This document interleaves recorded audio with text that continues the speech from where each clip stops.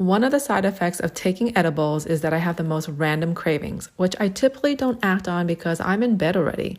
But it didn't stop me from ordering a 5-pound bag of grass jelly powder at 2 a.m. because I was craving boba. And not just any boba, it had to be large boba balls. So the next day, this grass jelly powder arrives with an ice cube tray mold, and by now my cravings are gone. But I spent $50 on everything, so I'm committed to making large boba balls with milk tea.